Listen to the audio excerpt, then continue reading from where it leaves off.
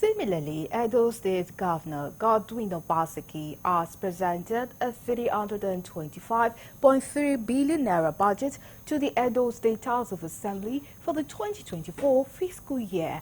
Governor Obaseki will present the budget at the Anthony Inaoro Assembly Complex in Benin City, said the budget Christian finishing strong, intends to revive the state despite the economic challenges.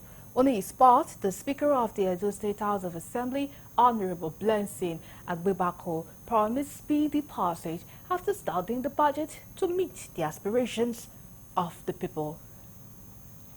Speaker and honorable members, our budget size for the year 2024 fiscal year is 325.3 billion naira, which is a slight increase from the 2023 budget. This year, the budget is made up of 178 billion for capital and 146 billion for recurrent expenditure.